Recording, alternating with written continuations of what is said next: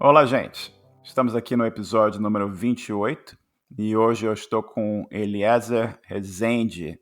Ele é Principal Software Quality Engineer na Red Hat e apresentador do Castalho Podcast, que é um dos mais tradicionais podcasts de tecnologia do Brasil.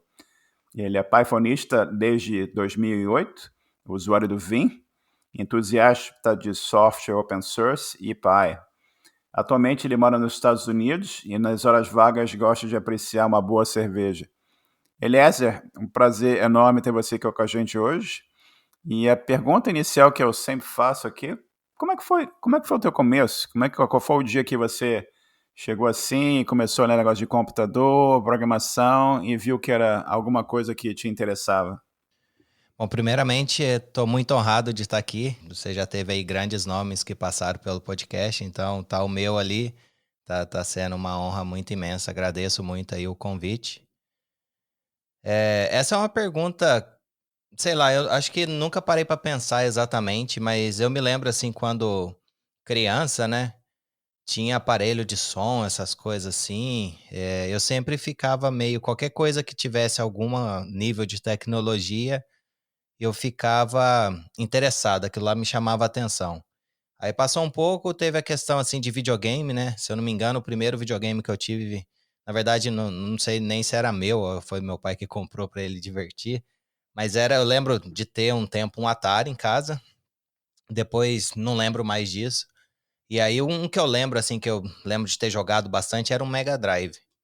Então, essas coisas assim foi, sei lá, chamando minha atenção, né? E aí tinha aqueles fiozinhos que ia atrás da televisão, aí passava um pouco, eu falava assim, por que será que tem esses fios, essas coisas aqui? Ia lá, mexia, às vezes tirava, desregulava o negócio. No som também é a mesma coisa, ficava brincando e sei lá, a minha família, né, minha avó, morei um tempo com a minha avó, ela tinha um aparelho de som lá e às vezes fala assim, dá pra Eliezer que ele fuça aí e descobre como é que faz. Então, isso aí eu lembro, assim, são alguns flashes que eu tenho de quando eu era pequeno, criança ainda, que sei lá, talvez foi ali o pontapé inicial, né? E aí depois eu tive a oportunidade, né, durante um tempo de, sei lá, era um computador com DOS, não era desses computadores antigos, já era ali na década de 90, alguma coisa assim, eu acho que foi o meu primeiro contato, não lembro exatamente o ano. Mas eu lembro que eu jogava Prince of Persia no computador e tinha uns procedimentos, né, a fazer, tipo, você tinha um comando para você rodar para ele voltar a agulha do HD antes de você desligar. E eu lembro do Prince of Persia e lembro do Doom também, que era coisas que eu fazia no computador. Depois disso, eu acho que teve um tempo assim que eu fiquei sem computador, sem nada, né? E aí era mais videogame e eu morava assim num bairro lá que tinha questão de brincar na rua. Gostava de brincar na rua, jogava bola, ficava até à noite, assim. Mas ali eu lembro, assim, por volta, sei lá, de uns 11 anos de idade, eu tive de novo a possibilidade, né, de ter um computador que eu pudesse ficar brincando. Inclusive, até formatei sem querer algumas vezes, mas era por conta de curiosidade, né, de ficar brincando e às vezes dava errado o negócio.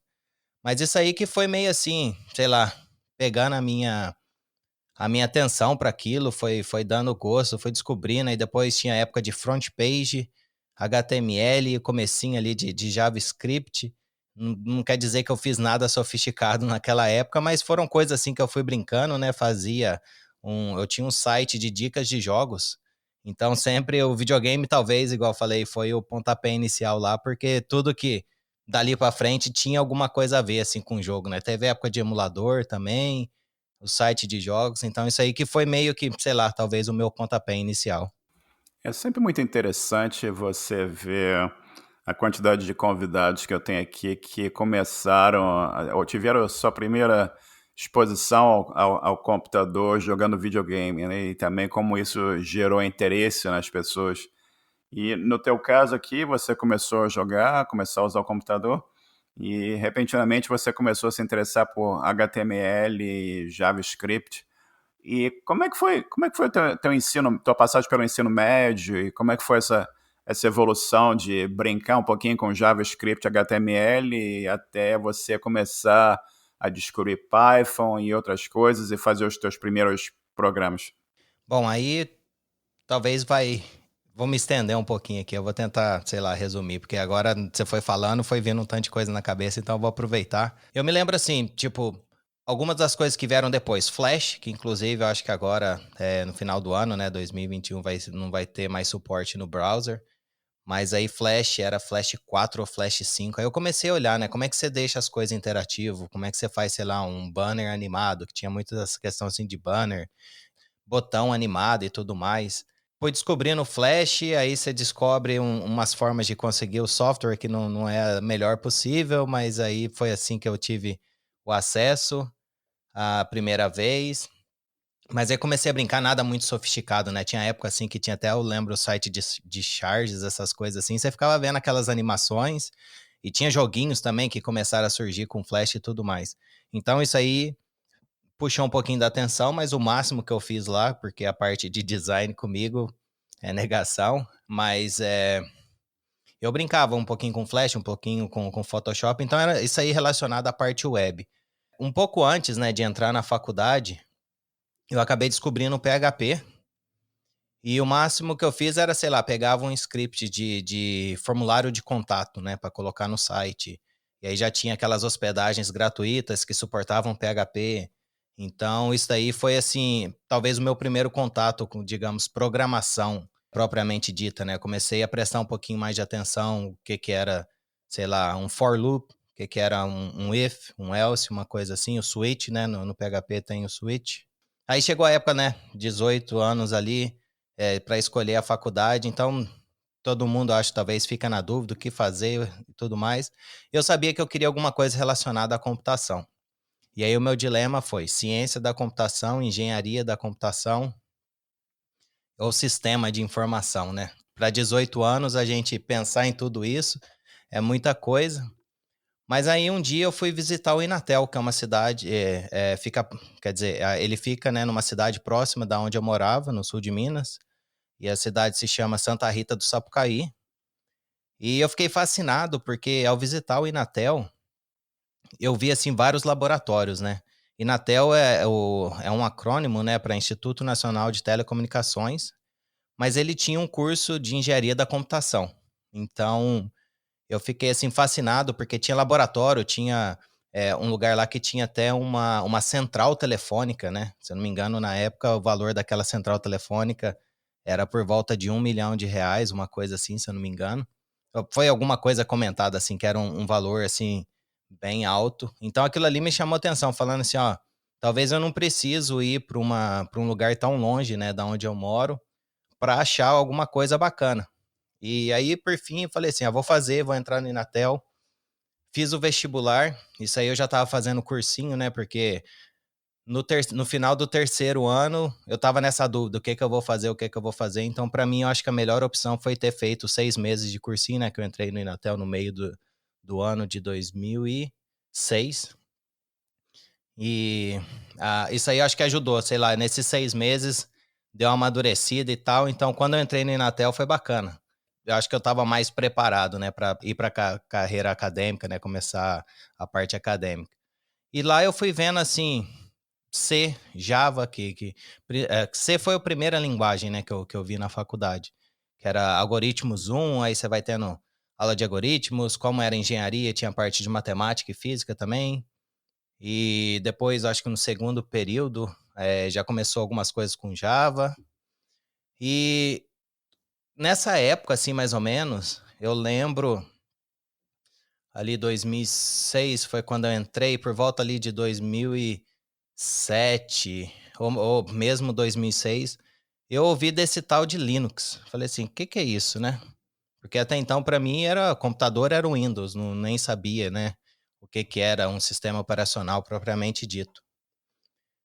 E aí eu comecei a pesquisar. Na época eu lembro que a Canonical estava começando, não sei se estava começando com o Ubuntu, mas pelo menos a parte de distribuir CD tava acontecendo, e eu lembro de ter pego um Ubuntu 5.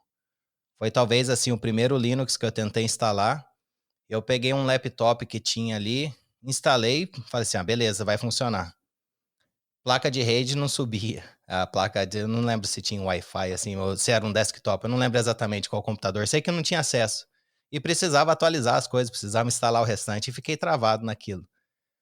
Aí eu comecei a pesquisar, né? O Google já estava aí firme e forte. Comecei a pesquisar, então isso aí foi abrindo assim o horizonte, né? Se eu for falando detalhe por detalhe aqui, talvez tenha bastante coisa, mas assim, fui me interessando por coisas como administração de sistema, né? Porque aí você tem um serviço, você tem que subir as coisas e tal. E eu falei assim, queria rodar o servidor para eu poder testar local e depois mandar a página pro servidor, né? Para fazer o deploy, essas coisas todas. E um belo dia, nessa fuçança, né? Sei lá se pode usar essa palavra, mas né, por estar assim, sempre tentando explorar, sempre tentando descobrir, eu acabei encontrando o Python. E aí eu falei assim, nossa, que bacana. Eu lembro que já tinha o Ruby, né? O Ruby on Rails também, era bem conhecido. Eu não sei, só acho que, sei lá, curti a ideia do Python. O Django estava começando, era a versão 1 ponto alguma coisa. E aquilo ali foi o que, sei lá, me trouxe, né? Tipo assim, esse caminho de talvez cursar uma faculdade na área de tecnologia, né? Engenharia da computação. Descobri algumas linguagens, descobri o Python. E foi a curiosidade, assim, por Linux, a questão da comunidade, né? O IRC também era muito presente. Tinham pessoas lá no IRC que sempre estavam dispostas a ajudar. Então, isso aí foi assim, no começo, estava tentando aprender o máximo possível, mas depois eu me senti confortável de estar compartilhando, né? Eu tinha um blog na época também que eu colocava soluções dos problemas, então isso aí ajudava. E foi assim, uma bola de neve. Começou assim, foi só crescendo, aprendendo e brincando. Foi mais ou menos assim que aconteceu. Resposta longa para a sua pergunta. Não, não, ótima resposta e interessante ver o caminho, a evolução da coisa, desde você começar lá a brincar com DOS, e o sistema operacional e tal, e evoluir para outras coisas maiores, né? Mas voltando um pouquinho na conversa aqui, você falou uma coisa que é tema muito comum lá no nosso grupo dos programadores, né? Muitos dos jovens que estão no grupo, eles estão naquela coisa de tentar decidir que tipo de curso eles vão fazer. E vão para, eles chamam de ADS, né? Administração de Sistemas, Sistemas de Informação, que tipo de curso. E dá para você comentar um pouquinho sobre essa época e essas diferenças entre os cursos e tua opinião sobre os cursos diversos? Bom, eu não sei dizer como é que vai estar atualmente, talvez, o currículo, né? Mas na minha época, sei lá, de forma bem resumida, eu estava em dúvida entre três cursos, né? Engenharia da computação, sistema de informação e ciência da computação. Então, na minha conclusão foi a seguinte: sistema de informação era algo voltado assim mais para o mercado. Você tinha o foco ali para poder desenvolver realmente esses sistemas que ajudaria a manter, sei lá, empresas, sistemas de empresas e tudo mais. Tinha, obviamente, programação, que era um dos tópicos que era interesse, e era um curso de 4 anos que eu vi. E aí depois a gente indo tanto para a ciência da computação quanto para a engenharia, já era um curso de 5 anos. E ciência da computação eu vi que talvez assim era uma parte assim mais teórica, né? Normalmente o pessoal que comentava falava que ele focava um pouco mais na parte teórica, era para você talvez trabalhar como desenvolvedor de ferramentas, mas nada te impediria, por exemplo, de desenvolver sistemas e essas coisas todas. Mas o foco era talvez assim mais nos conceitos, na teoria, porque que tinham as coisas e tudo mais. A parte de engenharia foi o que me chamou mais atenção, porque tinha um tal de sistema embarcado e hardware, que era um tópico que, como eu gostava de ir lá mexer atrás da televisão, talvez desmontar alguma coisa aqui, uma coisa ali, então a parte de hardware, né, me chamou a atenção. Então ali, engenharia da computação, pelo que eu tinha visto, ela misturava, né, no currículo tinha algumas matérias, tinha, por exemplo, arquitetura de computadores, tinha uma parte de processadores lá, até a gente brincou com Z80, assembly durante a faculdade. Então o que me ajudou foi o seguinte, eu tinha alguns pontos, né, o que eu queria? Eu queria programação. Na época, eu acho que eu não tinha ainda, assim, consciência do universo de linguagem de programação que tinha disponível, né? Não eram tantas linguagens como hoje, mas eu não tinha ideia que teria essa possibilidade de mais de uma linguagem, porque até então eu conhecia talvez JavaScript, PHP e HTML, que não é uma linguagem propriamente dita, né, de programação e sim de marcação. E tinha essa parte de hardware, eu sempre gostei, achei interessante e falei assim, quem sabe desenvolver um hardware, fazer alguma coisa nesse sentido. Então, acho que engenharia da computação foi um curso que uniu um pouquinho sei lá, da abrangência que eu estava buscando naquela época. Mas foi uma decisão difícil, não foi um negócio assim que do dia para noite eu decidi. Eu lembro que ficava pensando direto e ficava na dúvida, e se eu escolher errado, e se não foi isso que eu quero. O que me ajudou foi realmente isso, levantar alguns pontos, né? E falar assim, o que que vai oferecer mais, ou o que que cobre mais das minhas áreas que eu estava interessado naquela época. Se depois mudasse, aí é só o futuro, né? Que queria dizer, mas pelo jeito a escolha foi boa. Resolvi seguir, terminei o curso e estou aqui hoje. Exato. E é importante que as pessoas que estão em situação semelhante façam exatamente o que você fez, né? Analisar um pouco o conteúdo de cada urso e decide um caminho e segue em frente. Se for insatisfatório, ajuste e continue em frente, né? Outra coisa que você mencionou aqui na conversa anterior foi IRC. E acho que nem todo mundo hoje em dia sabe o que é IRC. Dá para você falar um pouquinho sobre o que é o IRC e a importância dele na comunidade open source, especificamente no Linux? Tá, eu não tenho muito assim o histórico de como era antes do IRC. Eu sei que tinha outras formas, né, de comunicação, mas o IRC era como se fosse as salas de bate-papo, né? Então, a primeira, assim, contato com sala de bate-papo era o bate-papo UOL, mas aí depois eu vi que tinha o IRC, que tinham servidores, assim, separados e você poderia ter ali vários projetos. Mas para mim a importância foi assim, a gente tem um lugar onde a gente tinha a possibilidade de perguntar as coisas. Uma das coisas talvez que me manteve assim na comunidade Ubuntu, pelo menos no começo, foi que o pessoal que estava no canal do IRC Ubuntu Brasil, eles eram sempre muito abertos assim, não se importavam com perguntas, né? Lógico que quando tinha uma pergunta que era recorrente, eles criavam assim um artigo no Wiki, direcionava as pessoas, mas nunca foi um negócio assim, não bem-vindo, né? Sempre que eu via assim as pessoas, elas se sentiam bem-vindas e aceitas naquele espaço ali. Porque a gente ouvia de algumas comunidades que o pessoal era bem seco assim, não falava muito. Então acho que isso aí ajudou um pouco. Mas o que eu acho bacana do IRC era mesmo ter essa interação, assim, hoje a gente vê muito, assim, no GitHub acontece essa interação, listas de e-mail, né, já tinha listas de e-mail, né, nessa época, mas o IRC era um bate-papo ao vivo, talvez alguém se interessava em te ajudar, você abria um chat privado, se fosse o caso, e trocava ideia ali na hora, então eu fiz várias amizades, assim, pelo IRC, uma delas é o Og, que tive a felicidade, né, de conhecer pessoalmente, de trabalhar junto e tem muita história ainda para contar a respeito disso. Outro amigo que eu acabei fazendo e tive a possibilidade de conhecer pessoalmente também nessa época de RC foi o Edgar. Isso aí já era na época que eu estava usando Fedora, comunidade Fedora, Mandriva. Mas era bacana, porque você tinha essa possibilidade, né? Era uma troca de conhecimento, uma interação ali em tempo real, que eu acho que isso que, pelo menos para mim, né, foi o maior diferencial. Porque uma lista de e-mails você manda, você não sabe quando você vai ter resposta. No IRC também você não vai obrigar ninguém a te responder, porque até, sei lá, falta de educação, digamos assim, mas a chance de alguém responder, em termos assim, de tempo real, ela é mais próxima, assim, do tempo real. Então essa interação, assim, foi o que ajudou. Às vezes você estava ali com a cabeça para resolver um problema e tendo uma pessoa te dando umas dicas ou te orientando, isso aí fez uma diferença enorme. O RC é fantástico, né? E antes disso, não sei se você usou coisas como Gopher e outras ferramentas que também existiam nos primórdios da internet. Mas mudando um pouquinho aqui para linguagem de programação, você contou que você conheceu PHP, C, Java, e você chegou no Python, né? E você mencionou Django também. E eu te pedi para você falar um pouquinho sobre o que atraiu você no Python, o que você achou de interessante, e pedi para você explicar também a importância do Django, e se você puder comentar sobre Flask também, seria fantástico. Antes de falar qualquer coisa, assim, o meu foco em web, né, principalmente naquela época, não foi nada assim profissional. Foi mais assim, por exemplo, eu mantinha o site, até mantenho até hoje o site da corretora de seguros do meu pai, tem o site do meu padrinho, que ele tem um consultório de odontologia.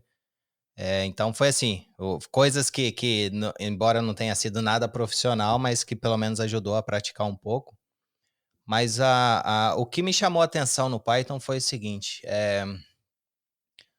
por algum motivo, eu gostava muito da opção de formatar do Eclipse, né, eu esqueci o nome da outra ideia lá do NetBeans, eu acho, que era a outra ideia, do código Java. E eu achava aquilo lá bom, porque ele criava, assim, não tinha nem a concepção, assim, de code style, né, estilo de código. Não sei, talvez até tinha, por isso que tinha aquela questão de formatar, mas isso eu nunca tinha ouvido o termo propriamente dito. E aí aquilo ali eu achava bacana, porque aí o código ficava organizado e ficava fácil de ler. Depois eu fui, sei lá, o passar do tempo e com a experiência eu fui ver que a gente passa mais tempo lendo código do que escrevendo, na maioria das vezes. Então, desde antes, assim, foi um negócio que, por um acaso, sei lá, ou talvez me chamou a atenção, e aí, na hora que eu vi o código Python, e que, entre aspas, você já tinha que escrever um código que já tinha uma formatação adequada, indentação certinha, né, para facilitar a leitura, aquilo ali, sei lá, foi talvez o primeiro ponto, assim, nossa, que bacana, já sai, entre aspas, automático, assim, um código indentado, um código bem formatado. Não necessariamente vai ser um código bem escrito, porque a gente tem possibilidade de escrever código bem escrito e mal escrito, e eu acho que em qualquer linguagem. Mas eu acho que isso aí foi assim, o pontapé inicial. E também a facilidade. Você não tem que ficar colocando chaves, você não tem que ficar colocando ponto e vírgula. Ou seja, entre aspas, seria ali o comecinho da minha mentalidade em termos de automação, que a gente pode até falar um pouquinho depois, mas é assim, a preguiça fala mais alto nesse caso. Então, era a preguiça de ter que, entre aspas, gastar tempo colocando esses símbolos e talvez ter uma produtividade maior, né? A questão da preguiça na automação é assim, preguiça de fazer o negócio várias e várias vezes. Então, você faz uma vez, aprende e tenta automatizar, que aí as próximas vezes é só apertar um botão, faz um café, toma um café e espera ficar pronto. Mas isso daí eu acho que foi o principal, assim, o que me chamou a atenção do Python. E aí, eu já estava começando a brincar com o Python e comecei o Ruby on Rails, ele começou a ter bastante tração, né? Começou a ser bastante divulgado pela comunidade. A comunidade Ruby sempre foi assim, dividia muita coisa, né? Compartilhava muita coisa. Eu vi que tinha o Django, e ele era mais ou menos na mesma ideia, né? Ele já oferecia algumas coisas, já fazia algumas decisões para você em termos de organização, de código, as aplicações e tudo mais. Então, para aprender, eu acho que foi mais tranquilo. E eu não manjava, até hoje não manjo muito de banco de dados, né? Eu sei mais ou menos, sei que existe a linguagem SQL, sei os diferentes tipos de banco de dados, mas nunca gostei ou nunca talvez foi algo que me chamasse a atenção. E o tal do ORM, né, que é Object Relational Map, que seria um mapeamento que você cria num objeto da sua linguagem de programação e ele já interage com o banco. Então aquilo ali abriu a porta para mim, facilitou, embora eu não tivesse um conhecimento e não tenha até hoje um conhecimento assim grande de banco de dados, de como fazer as queries e tudo mais. Aquilo ali me ajudou a interagir com o banco de dados. E também o fato de você poder mudar o banco de dados, testar local com SQLite e quando subisse usasse o MySQL, né, que era o que eu usava na época. Então isso daí foi o que me chamou a atenção e tinha lá os pacotes que você podia instalar, tinha a parte CMS, essas coisas assim que era só configurar, né? É muito mágico o Django assim. Então isso aí te dá produtividade. Só que o que o pessoal fala, né, que eu vejo o pessoal falando, é que essa mágica tem um lado positivo, que te dá essa agilidade, mas quando você precisa customizar ou fazer alguma coisa um pouquinho diferente, é aí que quebra assim, um pouco esse fluxo, né, que sai um pouco dessas decisões que o Django já fez para você, e aí complica um pouco, né, aí talvez você comece a escrever uns códigos que é um pouquinho mais cabuloso e por conta de estar fugindo um pouco. E aí eu acho que muita gente, né, que chega nesse ponto acaba talvez indo para o Flask ou usa o Flask como uma alternativa, porque o Flask ele é um micro framework, então ele só oferece ali uma forma de você criar as rotas, né, que seriam ali as URLs que você acessa a página, e tem a parte de template, né, que seria para gerar as páginas, e aí a parte dinâmica, né, que são Talvez assim, nome de usuário. Aí para cada usuário você vai mostrar um nome diferente. Então você usa um template, põe uma marcação lá falando assim, ó, nesse espaço aqui, substitua pelo nome de usuário que está acessando o sistema agora. Então ele já oferece esse mecanismo de template. Então ele é bem simples assim em comparação com o Django. Se você faz um pip install no Django e um pip install no Flask, o Django ele traz mais coisas e mais recursos assim. E o Flask acaba que você vai trazendo, né, os plugins, as coisas que você precisa. Então, consequentemente, o Flask ele é mais flexível, né? Isso pode ser bom e pode ser ruim, porque o Django, por fazer as escolhas, talvez facilite em algumas coisas. E o Flask, como talvez você tenha uma, duas ou três opções, dependendo do caso, você fica meio perdido do que escolher, né? Principalmente se, sei lá, talvez não tenha um conhecimento, não saiba mais ou menos a direção, não saiba se lá na frente vai ser uma boa escolha ou não. Mas o que eu acho bom do Flask é isso. Ele é bem simples, é bem rápido de você subir, ele é muito bom, assim, muito utilizado para criação de APIs, né? Eu vou parar por aqui, porque aí, daí para frente, na hora que você começa a falar de front-end, que aí começa essas questões de React, Angular, eu sei que existe, mas não é muito a minha praia, então não vou muito para frente aí. Mas assim, o fato do Flask oferecer uma forma de criar um API, normalmente você joga um front-end com alguma outra coisa, dessas tecnologias mais modernas, e ele atende muito bem. Ou seja, o Python combinado com o Django Flask é um excelente ambiente de desenvolvimento. E no teu caso especificamente, você está focado mais no back-end e você está criando APIs que, como você mencionou, são o que a gente chama de interfaces, né, de aplicação que são consumidas ou usadas pelo o que está rodando no front-end, né, que é o que está rodando no navegador, no browser do cliente. E no teu caso, como é que foi a chegada no primeiro emprego? Você está tendo toda essa exposição a Python, PHP, C, Java, faculdade, terminou a faculdade. Como é que foi a chegada ao primeiro emprego? Bom, durante a faculdade, né, o Inatel ele tem algumas coisas assim que talvez se alinharam para poder facilitar o meu primeiro emprego, que foi um estágio. Eu estava, acho que no quinto para sexto ou no sexto período, assim, no meio da faculdade, né, 2 anos e meio de faculdade, mais ou menos. Antes disso, ali no quarto período, eu tive a possibilidade de fazer uma iniciação científica. Eu nem sei se isso ainda é possível fazer, mas iniciação científica era algo que te dava uma bolsa em dinheiro, não era nenhum valor absurdo nem nada, mas era tipo, uma ajuda, um negócio assim, para você desenvolver um estudo junto com o professor orientador. Nessa possibilidade, né, eu acabei tendo a felicidade de ter essa oportunidade. Eu trabalhei num projeto que foi para escrever uma rede neural, basicamente era o algoritmo de treinamento, né, o backpropagation. Isso daí me expôs, por exemplo, a MATLAB, que eu não tinha tido nenhum contato até então. E eu usei o Octave, né, que é a versão open source, ou equivalente, né, da linguagem do MATLAB. Depois disso eu fiz em C. E aí até vou aproveitar e compartilhar uma história bacana aqui, que a gente mexe muito com multiplicação de matriz, né, quando está fazendo esse tipo de algoritmo. E C você tem que gerenciar a memória. E eu estava esquecendo de desalocar a memória quando passava para a próxima fase. Então, na época, eu tinha um laptop, eu acho que com 2 GB de RAM, um negócio assim. Dava, sei lá, 30 segundos, 1 minuto que estava rodando o treinamento lá, ele desligava porque acabava a memória, alocava a memória inteira. Então, isso foi sei lá, um fun fact a respeito dessa experiência que eu tive. Mas, continuando, né, tipo, depois que eu terminei essa iniciação científica, lá no Inatel também tem uma incubadora de empresas.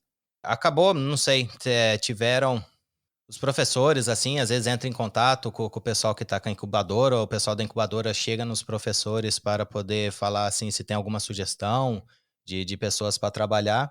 Também tinha a Olimpíada de Programação na época que eu participei. Foi a primeira equipe do Inatel que fez a Olimpíada de Programação. Foi eu, e mais 2 pessoas. A gente foi, acho que em Itajubá, se eu não me engano, que é uma cidade próxima. Eu não lembro exatamente a cidade, mas era regional, né? A gente fazia o regional e acabou que a gente classificou para final nacional. E aí a gente foi contra Unicamp e USP, que eram assim faculdades, né, que já estavam participando, sei lá quantos anos. Se eu não me engano, desde de antes de 2000. Eu estava na faculdade, isso aí devia ser por volta lá de 2007, então ele já tinha pelo menos uns 10 anos assim na frente que eles participavam em Olimpíada, mas foi uma experiência bacana. Então o que que aconteceu? Por tentar, né, e acabar participando dessas coisas, meu nome chegou no dono, né, dessa empresa, ou na pessoa que estava criando essa empresa na incubadora, e aí eu tive a possibilidade. E aí foi um negócio bacana. Eu nunca tinha trabalhado nenhum desenvolvimento, digamos assim, de forma profissional. E estava começando o iPhone no Brasil. Então, o meu primeiro emprego foi desenvolvendo aplicativo iOS. Se eu não me engano, era iPhone 3, iPhone 4 naquela época.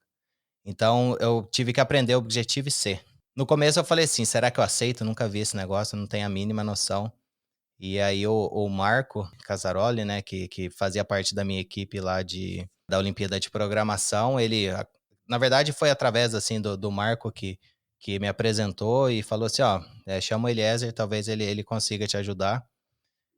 E sei lá, foi assim, no começo tinha muitas dúvidas, mas foi uma experiência bacana. Eu acho assim que quando surgiu a oportunidade, isso vem sendo até hoje assim na minha carreira, se tem uma oportunidade, embora eu duvide da minha capacidade, que talvez é a minha primeira reação, eu falo assim: "Ah, vou fazer, vamos ver o que dá".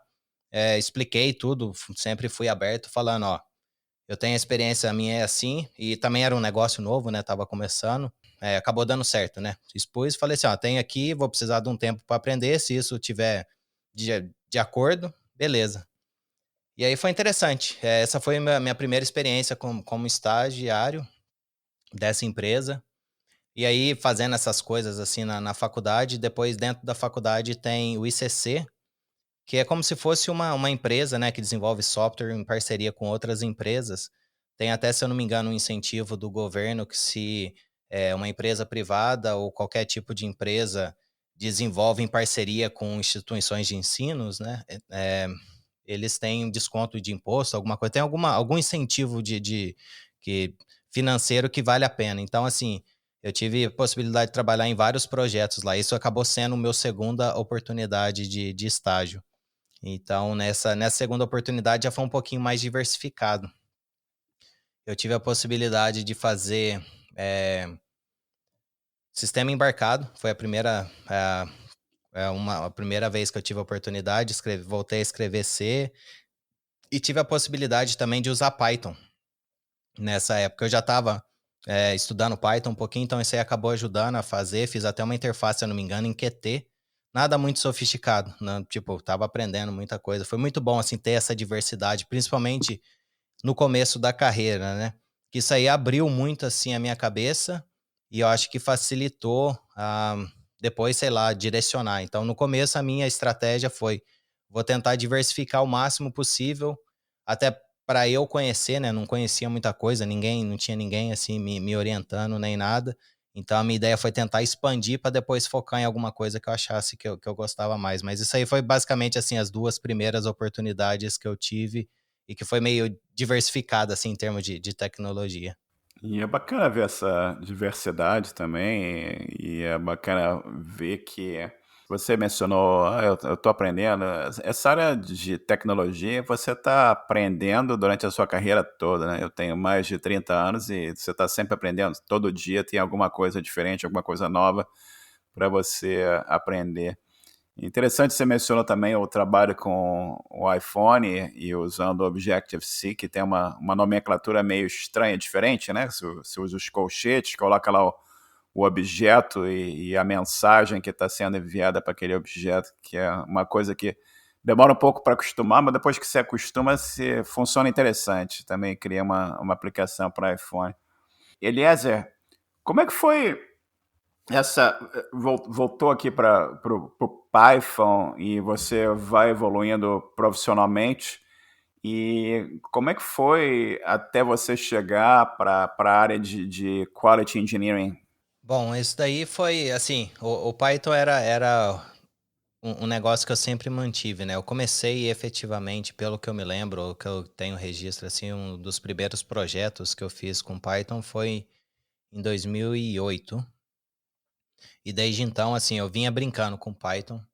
A primeira oportunidade, assim, talvez profissionalmente, foi um aplicativo que eu fiz enquanto trabalhava lá no ICC. Lá no ICC também eu tive a possibilidade de, como eu tinha um pouco da experiência com ah, iPhone, né, Objective-C e fazendo desenvolvimento para dispositivo móvel, eu fiz também um dispositivo ou comecei a ver algumas coisas, assim, para o Android. E isso daí, tipo, foi só mais, assim, curiosidade. E meio que alinhou com a terceira, com a minha outra oportunidade de estágio e foi o meu primeiro emprego. Aí eu fui fazer estágio durante o tempo, saí do ICC, fui fazer estágio durante um tempo numa empresa que se chama Leucotron, também lá em Santa Rita. Mexe com PABX. O que me chamou atenção na oportunidade lá com a Leucotron foi que eles têm o PABX, eles desenvolvia o hardware deles em cima de ARM, então tinha software embarcado. Não imaginava que eu fosse trabalhar depois com desenvolvimento móvel de novo, mas teve um projeto lá que eu tive a felicidade, né, de trabalhar, fazer a parte que rodava dentro do PABX, que era em C, fazer duas aplicações, uma para Android e outra para iOS que comunicavam. Então tinha uma interface ali. Então, assim, isso aí foi diversidade. Nessa época eu não tive muita oportunidade de trabalhar com Python, mas eu sempre fazia uns projetos. Tinha um site, eu trabalhava em algumas coisas junto com o Og. E teve uma possibilidade de Python lá dentro da Leucotron, que foi assim, mais uma interface para criar um protótipo rápido para poder testar essa comunicação, né, esse protocolo que falavam entre essas aplicações. Mas o que me trouxe para a carreira de engenharia de qualidade, e até porque eu mencionei esse tempo, né, que eu fiquei trabalhando na Leucotron, foi acho que quase 3 anos, não sei se contando o estágio, mas eu fui efetivado, né? Saí do estágio, me formei e fui efetivado lá na Leucotron. E não sei, vinha mantendo esses projetos assim com o Og. Um belo dia ele pegou e falou assim: Ó, tem uma vaga aqui na Red Hat. Ele já estava trabalhando na Red Hat. Falou assim: por que você não tenta? E assim, era coisa que eu nunca tinha pensado na minha vida. Nunca imaginei que talvez eu pudesse ser capaz de trabalhar numa empresa como a Red Hat, porque eu admirava a Red Hat pelo fato de ter o Linux e tudo mais, tinha o Fedora, eu gostava muito do Fedora, usava o Fedora na minha máquina pessoal, né, no meu laptop pessoal, brincava, fazia as coisas tudo assim com o Fedora, até quando fazia brincadeira com o servidor, alguma coisa assim, usava o Fedora. Então aquilo ali foi assim, mais ou menos um sonho, e aí era para a vaga de engenharia de qualidade. Eu fiz na primeira oportunidade, eu não passei. Foi assim, um negócio que para mim, aquele não foi de grande ajuda. Porque eu nunca imaginei que eu fosse passar 1 hora falando inglês com uma pessoa. Então, eu estudei inglês, eu fiz curso de inglês.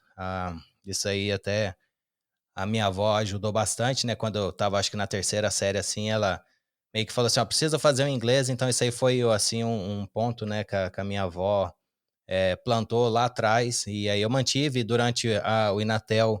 Tinha uma escola de inglês que tinha um desconto se você era aluno do Inatel, então isso aí ajudou a manter o curso de inglês. E aquilo ali para mim, aquele não foi talvez o melhor não, um dos melhores nãos que eu já tive na vida, porque aquilo ali provou para mim assim, ó, eu consigo pelo menos quebrar essa barreira do inglês, que era ali a primeira dúvida que eu tinha. Antes disso, eu tinha assim dúvida, será que eu faço, será que eu não faço, será que eu sou capaz? E aí eu me lembro de alguém me falar assim, ó, por que você não tenta? Se você não passar, o que que muda na sua vida? Eu falei assim, não muda nada, vai manter a mesma coisa. Eu falei, então, se você não tenta, você tem 100% de não. Se você tenta, você tem pelo menos os 50%. Então eu tentei os 50% de sim, falhei na primeira vez. Mas aí foi bom, isso aí me ajudou, porque eu pensei, em vez de levar isso como talvez uma barreira, eu falei assim, pelo menos isso aí me abriu a cabeça, falou, eu posso tentar em alguma outra oportunidade. Aí passou um tempo, eu não lembro exatamente quanto tempo, surgiu outra possibilidade em uma outra equipe. Eu apliquei de novo, fui para a entrevista e dessa vez foram 3 entrevistas. Então, a princípio eu tinha passado 1 hora só, né, uma única entrevista e não foi o suficiente. E nessa segunda oportunidade foram 3 e assim, como eu já estava um pouco mais confiante com o inglês, né, assim, não era fluente nem nada, longe disso hoje, porque já faz um tempo que eu trabalho. mas pelo menos aquilo ali já não era um negócio que me preocupava tanto, e eu acho que talvez me soltou assim para poder conversar e talvez para me expressar. Mas eu sempre busquei assim, tentando ser o mais objetivo possível e sempre passar essa, sei lá, o que a pergunta vinha. Aí eu fiz as 3 entrevistas, falei assim, pronto, vem outro não aí. E para mim não estava nem esquentando a cabeça. Mas um belo dia eu recebo um e-mail falando que tinha passado. E aí eu entrei naquele negócio. Será que eu saio do emprego que eu tenho para entrar num negócio novo? Ia ser para trabalhar remoto, nunca tinha trabalhado remoto, então tinha várias dúvidas assim. Mas era uma oportunidade que eu não podia deixar passar. Foi talvez assim a melhor coisa que eu já fiz na vida, aceitando, né, essa oportunidade que abriram várias e várias portas. Mas aí foi assim, para engenharia de qualidade. Isso aí o que me chamou atenção, né, nessa vaga foi a questão que eu me preocupava já com teste nessa época. Igual, por exemplo, eu criei esse protótipo em Python lá para poder testar o protocolo, ser uma forma assim, você não precisa ter um PABX ou não precisa ter o hardware rodando, você podia fazer como esse simulador de hardware que só mandava mensagem de volta. Era um teste de protocolo, na verdade, não tinha nada a ver com hardware especificamente, mas era só para evitar que precisasse ter a outra ponta para comunicar. Essa parte assim, a parte talvez de qualidade de código, que era uma das coisas que eu falava assim lá atrás, né? A parte de formatação e tudo mais. Eu falei assim, por que não? E aí unia a parte de desenvolvimento com a parte de DevOps, né? A parte de gerenciamento de sistemas Linux. Que aí eu precisaria criar um ambiente de teste, precisaria desenvolver uma aplicação que testa outra aplicação, né? Que seria uma suíte de testes e tudo mais. Então, isso aí uniu um pouquinho mais essa coisa que eu gostava, assim, de sysadmin com um pouco da parte de programação. Então, foi isso que me chamou a atenção na parte de engenharia de qualidade. Eu não sei se eu divergi muito da resposta aqui. Acabei que eu falei muito e me perdi um pouco aqui. Não, foi ótimo. E é bom que mostrou para a gente o caminho e que o desenvolvimento do inglês, o processo de entrevista e até o caminho para você chegar para trabalhar para essa empresa que é a Red Hat. Mas fala um pouco para a gente o que é Você falou de teste, conta um pouquinho para a gente sobre testes automatizados e o trabalho de um quality engineer em assegurar a qualidade do software que está sendo desenvolvido e entregue para os clientes. Então, quando eu comecei, né, era tudo novo, assim, para mim, era uma coisa nova. O pessoal, eles estavam migrando, né, a suíte de testes de Clojure para Python. Então, essa decisão foi feita, né, dessa migração foi feita antes de eu entrar. Então, o fato de eu ter sempre feito essas coisas assim, nenhuma delas foi oficialmente a trabalho, mas eu sempre mantive algum relacionamento com a comunidade, né, de software Linux, e ter no Python, isso aí ajudou. E aí a gente usava teste unitário e usava o request, por exemplo, para acessar a API dos produtos. Então, o que a gente desenvolve lá é o seguinte, a gente usa ferramentas, né, que seriam, assim, a princípio, para rodar testes unitários, seria o Unitest, da biblioteca padrão do Python, ou, que eu recomendo mais, o PyTest. E aí você escreve, talvez, um cliente de API, você tem um cliente de API.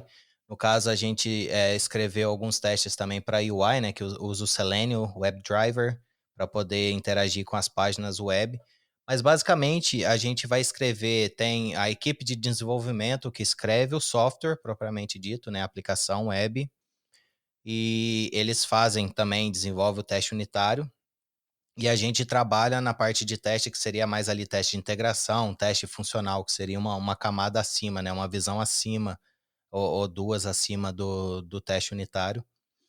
E isso aí ajuda a forma como a gente pensa, né? Por exemplo, quando eu sento para poder pensar em algum teste, escrever algum teste, vai ser como se fosse um usuário da aplicação. Como é que um usuário da aplicação iria estar interagindo com o sistema. Então a gente faz um teste, por exemplo, ele vai fazer um login, vai acessar a página tal, vai preencher essa informação, vai apertar, sei lá, salvar ou enviar e vai aparecer uma mensagem. Então você vai fazendo, né, os assertions, que é para poder verificar se as ações que você faz têm o resultado esperado, da mesma forma que você faz para teste unitário, mas você faz de acordo com talvez um retorno de API, um retorno de um elemento, né, um texto de um elemento na sua UI.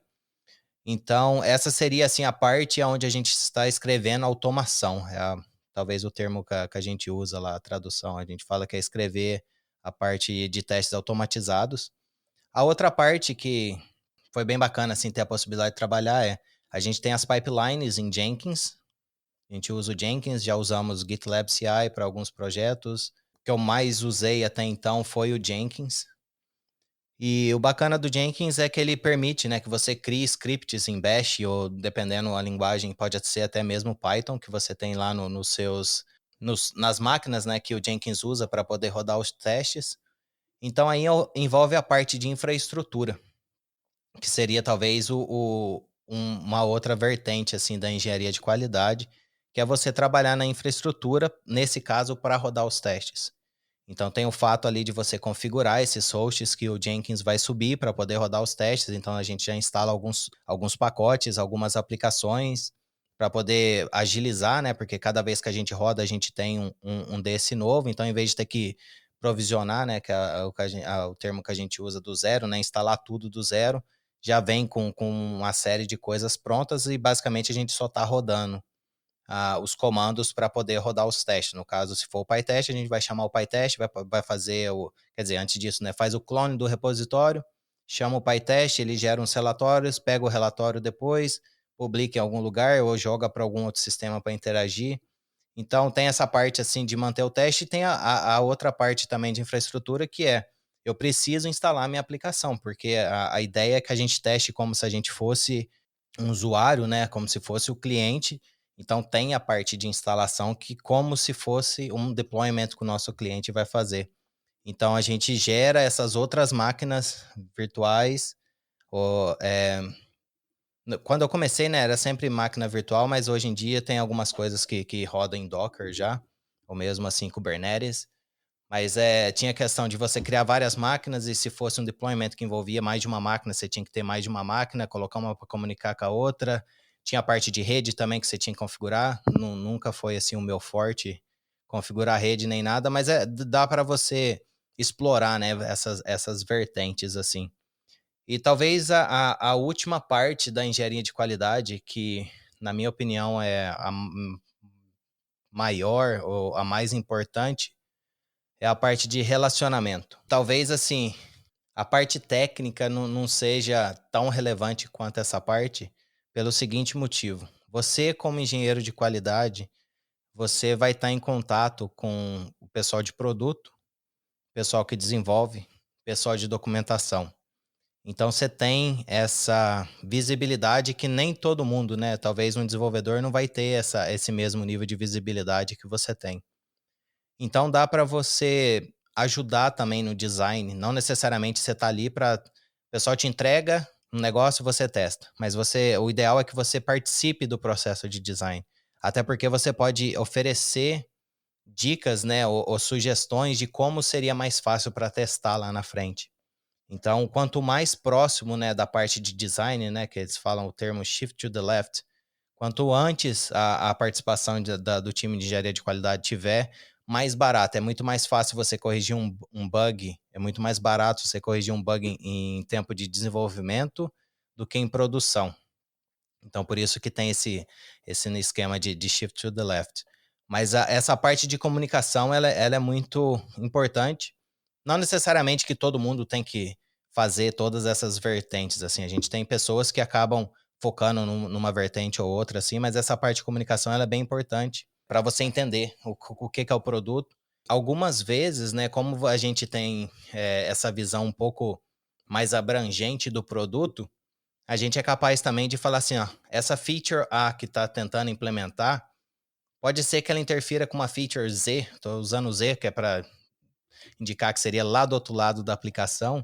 Então, a gente tendo essa visibilidade mais macro do negócio, ajuda a fornecer sugestões nesse sentido. Então, talvez as pessoas que estão trabalhando nessa nova feature, elas nunca tiveram assim visibilidade dessa outra feature ou qualquer outra coisa que possa interferir, mas você imagina que vai interferir, então isso é bem importante essa parte, assim. Então e você ajuda um pouquinho em tudo, pode testar a documentação também, verificar se a informação está de acordo. Uma vez que você passa pelo processo de instalação, passa pelo processo de, sei lá, cria um novo usuário. Se a documentação estiver falando alguma coisa que você vê que não é os passos que você faz, você pode sugerir melhoria, pode até colaborar também, dependendo se você tiver a possibilidade de mandar um pull request, alguma coisa assim. Então eu gosto muito de trabalhar como engenheiro de qualidade por conta dessa versatilidade, né? Dá para você fazer um pouquinho dessas coisas todas. Isso tudo é incrível, né? E o trabalho todo para assegurar que chegue no final um produto de qualidade na mão dos clientes, né? E toda uma metodologia e a gente podia explorar esse tempo e esse tema aqui por um bom tempo aqui nessa entrevista, né? Tem muito assunto para falar sobre isso. Mas vamos conversar um pouquinho sobre uma coisa um pouco diferente aqui. Como é que foi a mudança para os Estados Unidos? Que você começou trabalhando remoto e eventualmente veio o convite para mudar, e você está hoje na Carolina do Norte, correto? Conta um pouquinho para a gente como é que foi essa mudança. Tá, vou tentar resumir que eu tô sentindo aqui que eu tô tentando dar o maior nível de detalhes possível, mas a questão da mudança foi, primeiro, uma surpresa muito grande, mas foi muito bem-vinda, assim, em termos de carreira. E até um dos motivos que eu gosto de citar, né, assim, na biografia lá que você mencionou, é porque tem muita gente que interessa, né? A gente é um tema recorrente no Castalho Podcast, provavelmente é um tema recorrente aqui, o pessoal que mora fora, então sempre tem comentários e dúvidas e coisas desse tipo. Mas a mudança para mim aconteceu, eu já tinha por volta de 5 anos na empresa, e a Red Hat ela oferece essa oportunidade de que eles chamam de mobilidade internacional. Então tem algumas, abre uma vaga, alguma coisa, você pode ir. Não necessariamente Estados Unidos é o único lugar, tem pessoas que mudam para a Europa, tem pessoas que vão para outros lugares, mas existe essa possibilidade. E aí eu soube da possibilidade. No caso, a gente tem nos nossos one-on-ones, né, com os gerentes, a gente tem a possibilidade de, sei lá, dizer o que que a gente, como a gente se vê daqui a um tempo. E aí, numa dessas, mencionei, né? E, tipo, isso aí ficou lá. Foi um negócio que surgiu, mencionei, vi que tinha realmente a possibilidade, mas nunca imaginei. Num desses one-on-ones, falou assim: ó, vai abrir a possibilidade, é possível que dê certo, é um processo que é bem, assim, burocrático, não só no sentido de governo, em termos da imigração, mas também no sentido da empresa, que precisa ter aprovação e tudo mais. Então, aí você meio que aplica para esse processo, o processo sai da sua equipe, né, do seu gerente, manda para o pessoal lá para cima, e aí eles analisam a questão para saber se vale a pena ou não vale a pena. E aí foi assim, fizemos a aplicação e tal, para mim não ia dar certo nem nada, já nem lembrava, para falar a verdade, quando fiquei sabendo da resposta, já nem lembrava mais que tinha acontecido isso, né, passou, sei lá, vários meses. E aí falou assim: ó, vai dar certo, tem interesse ainda? Eu falei assim: opa, na hora, acho que talvez nem pensei muito a respeito. Eu já estava casado, né, na época, então fui conversei com a minha esposa, a gente entrou no acordo, falou assim: é isso aí que a gente quer e tudo mais, já tinha. Eu não lembro se a minha esposa estava grávida, porque o processo foi um pouco longo, assim, para acertar a papelada e tudo mais, pegar o visto. Mas aí, quando a gente mudou, né, o meu filho tinha 1 ano e 10 dias, alguma coisa assim. Então, tinha tudo, assim, muita coisa acontecendo na vida, né? Tinha acabado de. Eu tava pra ser pai, a minha esposa pra ser mãe. Foi meio que uma reviravolta, mais isso, mas foi assim, uma surpresa muito boa. Vai fazer 2 anos, agora em março, que a gente mudou pra cá. Ano passado, basicamente, a gente não aproveitou nada. O primeiro ano a gente estava ainda se ambientando, né? Mas foi mais ou menos assim que aconteceu. Existia essa possibilidade pela empresa e vejo que algumas outras pessoas, assim, mesmo antes de estar na empresa, tem algumas vagas que é para fora, né? Já ouvi casos, por exemplo, que tinha uma vaga lá na República Tcheca, a pessoa aplicou do Brasil e acabou mudando para lá. Então, isso é uma possibilidade que, no caso, a Red Hat oferece e acabou dando certo para mim. É espetacular ter essa oportunidade, né? E poder viver em outro lugar também. E eu vou mudar radicalmente de assunto agora. Eu vou falar um pouco do Castalho, né? Que é, como você mencionou aqui na tua biografia, um dos mais tradicionais podcasts de tecnologia do Brasil. Queria que você contasse um pouquinho sobre a história do Castalho e a tua participação. E hoje você tá à frente das entrevistas e eu tive a honra de ser entrevistado por você no episódio 153. E conta um pouquinho para a gente sobre a história do Castalho e a importância e o teu trabalho à frente do podcast. Essa do mais tradicional foi para puxar um pouco o saco. Mas é que o Castalho agora, em fevereiro de 2021, ele completa 10 anos.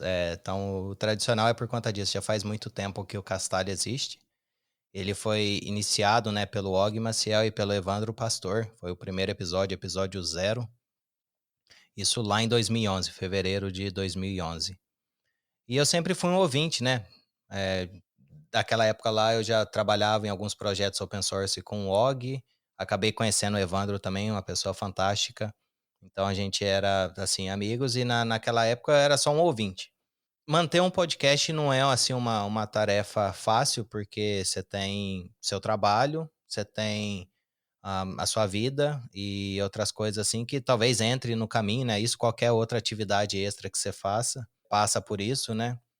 E aí eu lembro que o Og, né, teve algumas, ele depois o Evandro começou, ele não pôde continuar, o Og manteve um tempo. E aí teve uma época assim que o Castalho às vezes falhava, digamos assim, ou que como é tem a ver com entrevistas, né? A gente chama pessoas para poder vir e serem entrevistadas e inspirar as outras pessoas, né? Até o nome do Castalho vem de uma montanha, eu não lembro exatamente onde é, mas chama Castalha. A ideia da montanha é que inspire as pessoas. Então, a ideia do Castalho é inspirar as pessoas. Tem a questão do trocadilho também, né? O podcast do Castalho, dá para fazer. Mas a ideia do nome surgiu lá, o Evandro e o Og buscando tudo, palavras em português que tinham cast, né? Baixou o dicionário lá e aí foi procurando palavras assim e acabou juntando, né, essa ideia de inspiração e tudo mais. Então acaba que às vezes você não bate a agenda se não der certo, já teve vezes que a gente teve que remarcar entrevistas e tudo mais, e tem vezes que passa em branco. Então eu sempre ficava lá com o Og. E aí, quando sai o próximo, sabe? No sentido também de dar um feedback, falando assim, ó, tô curtindo o trabalho, tá sendo bem legal. E sempre ficava assim. Aí eu lembro que teve uma época, né, que ficou um tempão sem lançar episódio, e eu sempre atormentando o Og lá. Aí ele virou pra mim, num belo dia, e falou assim, vamos gravar junto? Aí eu falei assim, tá, me senti bem honrado e tudo mais, mas fiquei na dúvida, né? Falei, nossa, como é que vai ser eu, sei lá, no microfone tentando gravar? E a gente já fazia as gravações ao vivo, né, pelo YouTube. O Og já fazia isso fazia tempo, usava o Hangouts on Air, que já não existe mais. Então era assim, então tinha questão de estar na frente do microfone, estar ao vivo e talvez ter gente acompanhando. Então aquilo ali no começo foi meio assim preocupante, mas eu falei assim: ah, vamos embora, vamos ver o que que dá, né? Mais ou menos aquela ideia ou não eu já tenho, vamos ver se eu vou descobrir se eu gosto ou não, vamos tentar. E aí foi o episódio 55, se eu não me engano. Foi um bate-papo sobre Vim.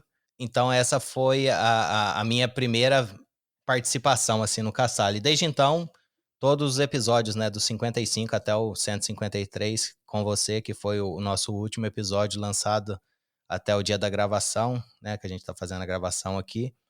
Então, venho mantendo. Teve uma época que o Bruno Rocha também se juntou com a gente lá, eu, o Og e o Bruno. E nessa época foi talvez a época que o Cassalho teve mais episódios.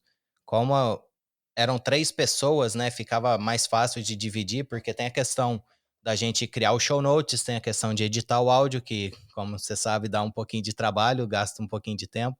Não é gasta, né? É um investimento. Deixar o áudio bacana e tudo mais assim. Acaba que vale a pena assim, investir esse tempo e eu acho que o resultado fica é, bem legal. E o Castalho tem uma seção, né, que talvez é o principal, assim, do Castalho, que é o Top 5, que a gente pede indicações de música, livros, séries, às vezes tem Top 5 de algumas coisas, no seu episódio foi de comidas, então tem alguns assuntos aleatórios, mas as 3 categorias que eu falei antes são as mais, as que sempre perguntam, porque a ideia do Castalho também é o seguinte, a gente está entrevistando pessoas com a ideia de inspirar outras pessoas. Então, o top 5 é talvez para ver livros que marcaram a vida daquela pessoa, músicas, séries que marcaram. Às vezes não tem nada a ver com aquilo que ela trabalha hoje, mas que lá atrás ajudou um pouquinho nesse caminho. Então, a ideia é trazer realmente assim.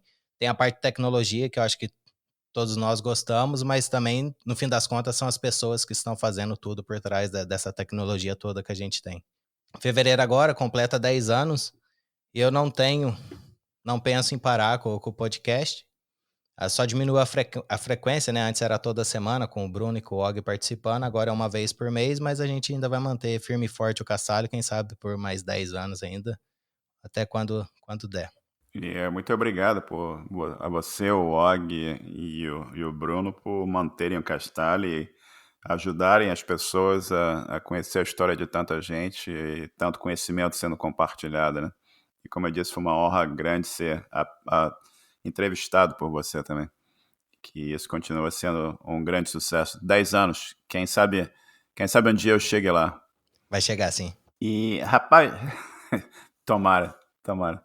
Rapaz, você olhando aqui para nossa conversa nessa hora e um pouquinho aqui que a gente está conversando, você fala de PHP, C, Python, engenharia de qualidade, telecomunicações, experimentações, tentativas, mudança de país e tanta coisa bacana, né? E olhando para trás e pensando no pessoal que está tentando começar e seguir caminhos semelhantes, e que tá um monte de gente lá no grupo dos programadores se questionando e pensando, será que isso é para mim, não é para mim?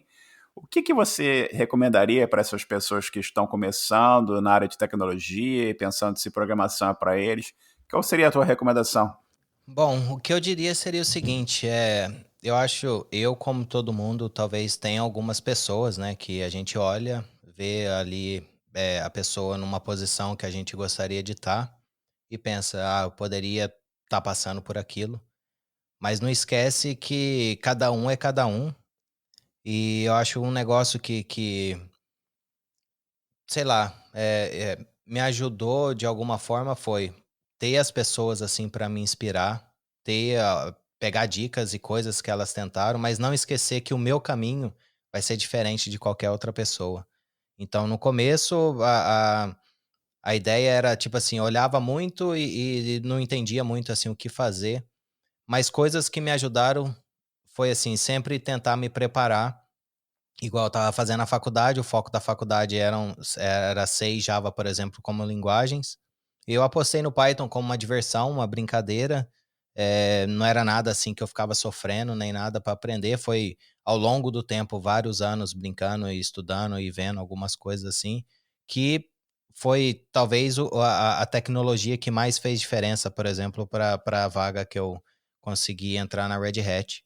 E nisso, assim, tipo, confio em você. Eu acho que é a principal coisa e o não você já tem. Eu vou repetir o que me falaram. O não você já tem e tenta. Tentou uma vez, não deu certo, sei lá, tenta mudar, ver o que que faltou, se tiver a possibilidade de pedir um feedback. Não esquece, assim, eu vejo as pessoas focando muito na parte de tecnologia, mas às vezes você ter atitude é a diferença. No caso, eu já participei em vários processos, né, seletivos da Red Hat, entrevistando pessoas e tudo mais. A tendência é mais natural que alguém que esteja interessado na área de tecnologia tenha uma certa facilidade de trabalhar com determinada tecnologia. Mas a parte de, por exemplo, comunicação, relacionamento, proatividade, essas coisas assim, e atitude mesmo assim, são coisas que talvez é um diferencial. Inglês, hoje em dia, dependendo da onde você quer trabalhar, não tem como fugir. tecnologia, principalmente, muitas coisas saem primeiro em inglês. Então, talvez para ser a diferença sua ali, vale a pena o investimento no inglês. Ajuda a comunidade. Tem muitas oportunidades na comunidade. O seu GitHub é o seu portfólio hoje em dia. Cria um projeto. Eu sei que no site dos programadores, né, tem alguns desafios e tudo mais, e gostei muito da ideia. Parabéns aí pela ideia de fazer os exercícios lá. É tudo via Git, tudo via GitHub. Isso aí fica lá, tentei resolver esse experimento, tá aqui o código, a pessoa consegue olhar seu código. Participe da comunidade, tem muita gente bacana compartilhando ideia. Então, eu acho assim, hoje em dia, o volume, né, a quantidade de coisas que a gente tem disponível para a gente tentar aprender mais é muito grande. Então, a minha dica seria assim, tenta se envolver com uma comunidade, realmente essa parte de relacionamento, assim, porque você vai trabalhar em equipe, então isso daí acaba ajudando e diferenciando um pouquinho. E a parte de tecnologia, talvez, assim, com a prática, né, quanto mais você exercita, você vai aprendendo mais coisas. Então, assim, pega um nível confortável que você consegue se virar e dali para frente é só sucesso. Excelente recomendação. E, Eliezer, planos para o futuro? Essa pergunta, não sei. Bom, talvez plano para o futuro seria continuar aqui nos Estados Unidos, né? Que eu estou a princípio com visto provisório de trabalho. Eu pretendo talvez ter a possibilidade de continuar por mais tempo aqui para explorar um pouquinho mais. Eu vejo possibilidades. Planos para o futuro seria manter o Castalho, continuar mantendo o Castalho, continuar seguindo carreira na Red Hat. Ter a possibilidade de ir numa PyCon aqui nos Estados Unidos, que eu acho que é a maior do mundo, que é um negócio assim que eu sempre quis, nunca tive a felicidade. Experimentar cerveja, sei lá, gosto de experimentar uma cervejinha, experimentar comida diferente, a gente tava falando de comida lá na gravação lá do Castalho, então, assim, ter experiência, né, com outras culturas, outras coisas, seja através de comida ou alguma outra forma, né, de cultura, assim. Acho que é isso, não sei. Eu acho que agora é difícil. Sair da pandemia talvez seja o mais importante. Acho que essa saída da pandemia é o plano para todo mundo, né? Todo mundo querendo sair disso e ver a vida indo para frente e tudo melhorando. E eu sempre pergunto aqui perto do final de dicas de livro, música e filme, mas sabendo que cerveja também é um hobby seu, eu vou te perguntar dicas de livro, música, filme ou cerveja? Pode ser. Bom, de livro, eu não sou uma pessoa que lê livro que não seja técnico, então tem livros fantásticos, assim, eu escuto cada recomendação lá no Castalho, tenho vontade de ler, mas infelizmente não é um hábito que eu tenho, mas gostaria. Mas de livro, deixa eu ver, um que pode ser mais de um? Quantos você quiser. Tá, então eu vou citar 2 aqui talvez. Um que me ajudou muito, assim, no começo com o Python, até um livro que talvez, não sei como é que tá atualizado, mas ele era Mergulhando no Python, o nome do livro. Esse foi o pontapé inicial, foi o que abriu minha cabeça, assim, com Python. Era o Mark Pilgrim, que o autor original, aí depois ele deixou de lado, sumiu um pouquinho das redes sociais e tudo mais, assim. Mas a comunidade segue, se eu não me engano, tá aberto no GitHub o repositório e deve estar atualizado. A última vez que eu vi, ele já tinha para a versão 3, né? O que eu li foi para a versão 2.6 ou 2.7, se eu não me engano, do Python. Tem a versão mais atualizada. Um outro que eu acho muito bacana que vale recomendar, relacionado a Python também, o Python Fluente, né, do Luciano Ramalho. Então, se você já tem um pouquinho de conhecimento de Python, esse daí que vai explorar algumas áreas do Python que talvez você não conheça, é bem bacana, vai te aprofundar um pouco mais assim na linguagem. Eu acho que é bem bacana. E como eu uso o Vim, um que me ajudou muito, infelizmente só tem em inglês seria Practical Vim, do Drew Neal, que tem o vimcast.org. Então, o vimcast.org é um lugar para você aprender um pouquinho mais de Vim lá, se quiser. Mas esse livro é bacana, achei muito bacana o Practical Vim. Acho que é isso. Infelizmente não tem nada que não seja técnico. Para filmes assim e séries, normalmente eu assisto filmes e séries de super-herói, então eu gosto muito dos Avengers, da Marvel, né? Marvel Studios. Eu tava assistindo recentemente o Mandalorian, se eu não me engano, relacionado a Star Wars. não sou muito fanático com Star Wars, mas assim, em comparação com os super-heróis, digamos assim. Mas eu achei bacana. Eu gosto muito do Batman, em termos de super-heróis. Acho que Batman e Homem-Aranha foram os dois primeiros ali o Batman, principalmente, foi talvez o que eu mais gostei quando eu era criança. Infelizmente, não tem assim. Teve acho que a série, né? A trilogia do Nolan, se eu não me engano, de filmes que foi legal. Mas o que eu gosto do Batman mesmo são os jogos, né? Que tem. O Arkham Knight, se eu não me engano, foi o último que eu joguei. Então vou dar uma roubada aqui e falar do jogo do Batman, que é bacana. De música, bom, se tem uma banda ou uma música que me descreva, seria Linkin Park. E mais recentemente também, assim, eu gosto muito do vocal do Chester, né? Mas Linkin Park é a minha banda. E o Chester, ele teve algumas participações, né? A banda, inclusive, antes do Linkin Park, que ele participou, Grey Days lançou um CD com o vocal dele depois que ele faleceu e tudo mais, então eu tenho o CD do Grey Days, eu acho bacana. Gosto muito, assim, do rock, desse estilo, assim, new metal. Gosto de música eletrônica. E tem uma música que eu vou citar aqui em específico que me ajudou, assim, principalmente naquela época que eu tava decidindo, vou pra Red Hat, não vou, tento, não tento, aquela bagunça toda que tava na minha cabeça. Tem uma música, eu gosto de música eletrônica também. Tem um DJ, o Hardwell, que é produtor também, ele tem uma música que chama Never Say Goodbye, se eu não me engano. Ela fala assim: você nunca vai voar se você tiver medo da altura, ou seja, basicamente você nunca vai saber aquilo se você tiver com medo, e era mais ou menos assim que eu me via. Então eu lembro que nessa época, assim, ajudou na decisão lá, aí que essa letra ficou meio na minha cabeça, falei assim, eu nunca vou saber se eu nunca tentar. Ah, de cerveja, bom, aí complicou. Eu recomendo muito, assim, para as pessoas, né, uma cerveja, talvez, assim, o preço não é amigável, mas eu acho que vai ser uma das melhores que você vai tomar. Tem uma que chama Delirium, que tem um elefante rosa, ela tem um fundo azul, assim. Eu recomendei recentemente para algumas pessoas, né, e todas elas gostaram. Essa é uma cerveja muito boa, ela tem um teor alcoólico, assim, mais alto, então vai ser mais, assim, para você experimentar e degustar. Mas eu gosto, aqui nos Estados Unidos é muito comum o estilo IPA, né, IPA. Então tem uma que se chama Rocket Science, que é de uma cervejaria que tem aqui em Durham, que fica próximo da cidade onde eu moro, que é uma das melhores IPAs que eu já tomei. E tem uma que eu gosto também que chama Blue Moon. Eu não sei se essa é fácil de encontrar no Brasil. Eu sei que o Eduardo Mendes, ele encontrou, né? Eu tinha mostrado para ele a cerveja, ele conseguiu encontrar em São Paulo. Sei que eu acho que ele está em São Paulo, então talvez em São Paulo seja fácil de achar. Mas tem uma do Brasil que eu sinto falta, não tem aqui, é a Eisenbahn. Gostava muito dela, cervejaria Eisenbahn. Tem a Pilsen, qualquer uma da Eisenbahn que dá certo. Talvez são essa aí. Cerveja eu posso continuar falando aqui, mas eu acho que vou parar por aí.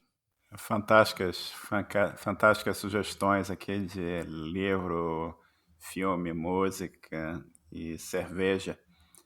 Eliezer, você quer divulgar alguma informação para contato, rede social, alguma coisa que o pessoal poder entrar em contato com você? Além, obviamente, do podcast Castalho. Bom, normalmente eu. Não quer dizer que eu compartilhe muitas coisas, a não ser coisas do Cassalho na minha rede social, mas a que eu basicamente checo é o Twitter, né? @Eliezer, Elyezer. Lá pode mandar uma mensagem, manda um tweet lá. Tem o Castalho também, tem o Twitter do Castalho, então qualquer um dos dois também consegue falar comigo. Eu acho que só, não tem muito assim, eu não uso nenhuma outra rede social. Queria divulgar isso. Eu não sei, depois eu vou ver o que eu tenho compartilhado. Eu tenho um site que tá parado, a ideia era ser um blog, mas eu posso deixar lá, tem algumas outras informações de contato, aí deixa no show notes lá. Eu vou dar uma atualizada, dar uma olhada lá, ver o que mais que a gente pode deixar disponível aí pro pessoal. Mas fica à vontade, manda uma mensagem lá no Twitter que gosto muito de conversar com as pessoas. Se tiver alguma dúvida em algum dos assuntos que a gente conversou, será um prazer bater um papo aí com o pessoal. Eliezer, queria te agradecer aqui. A gente conversou mais de uma hora, hoje é sábado, e agradeço imensamente pelo teu tempo e por você compartilhar aqui o teu conhecimento com nossos ouvintes. Muito obrigado pelo teu carinho com todos aqui. Bom, eu que agradeço a grande oportunidade, é uma grande honra, como eu falei, estar participando aqui. Sou ouvinte do podcast, então estou realizando um sonho aqui de participar de um podcast que eu curto, acho bem bacana, então obrigado aí pelo convite. Bom, sucesso aí pro podcast, a ideia é muito bacana, se você trouxe aí entrevistas sensacionais, então vale muito a pena, então agradeço muito de ter tido essa oportunidade aí com vocês. A honra é minha. Forte abraço. Abração. Chegamos ao final de mais um episódio. Agradeço a todos a atenção e o nosso site é osprogramadores.com. Participem e até o próximo episódio. Um bom dia para todos.